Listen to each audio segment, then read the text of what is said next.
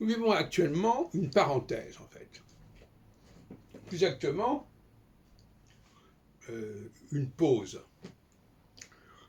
La phase équinoxiale est une phase d'invasion. Et quand on emploie le mot invasion, il ne faut pas se tromper de qui est concerné par l'invasion. Ceux qui veulent s'étendre sont les envahisseurs. Ce sont ceux qui ne respectent pas les frontières, qui ne respectent pas l'histoire. Bon.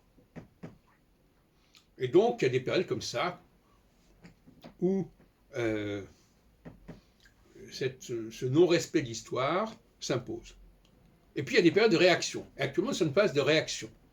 Le refus de cette espèce d'invasion globale, d'universalisme global,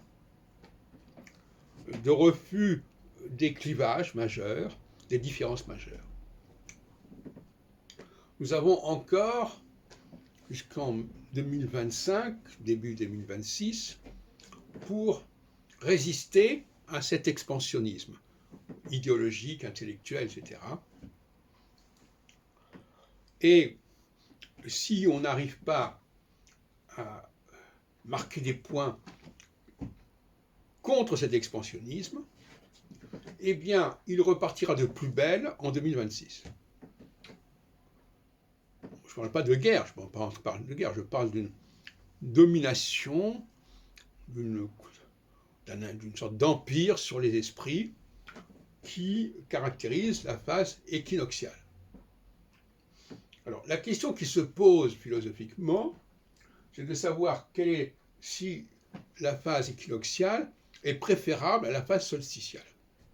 Voilà la vraie question. À quel moment sommes-nous dans la vérité? Alors moi, personnellement, je pense que la vérité, c'est de reconnaître la réalité, de reconnaître les différences. Il faut avoir une mentalité solsticiale pour ça. Je vois des différences, je les constate, je ne les nie pas.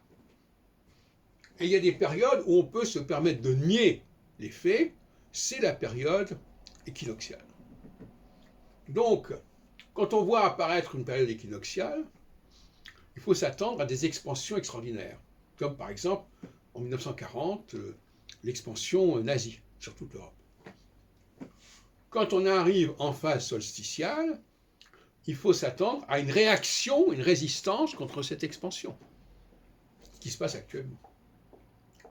Mais les gens ont l'esprit tellement confus que pour eux, ce sont les Russes qui sont dans l'expansion, alors qu'ils ne font que revenir sur un empire qui existait jusqu'en 91, c'est-à-dire jusqu'à il y a 30 ans, où l'Ukraine faisait partie de l'Union soviétique, de l'URSS. Et ils mettent sous le tapis tout le problème de l'expansionnisme otanien, européen, etc. À telle enseigne que aujourd'hui, ce qui est coté, c'est de condamner. Les fronts sont renversés. C'est ça qui est intéressant. Ceux qui sont les envahisseurs sont sur la défensive, et ceux qui étaient attaqués et envahis sont devenus les envahisseurs. Donc là, il y a une espèce de renversement des situations qui est assez étonnant. De la même façon, par exemple, dans d'autres domaines, comme par exemple le domaine du racisme, du féminisme, de l'islamisme, etc., il y a un temps où l'on doit accepter de nier les différences, c'est le temps équinoxial, de passer outre toutes les différences, il y a un temps où il faut les rappeler, les remettre en évidence. Et là, on est dans la solsticialité. Et actuellement, la solsticialité nous demande de respecter un certain nombre de choses. Et notamment, l'astrologie fait partie de ces choses à respecter.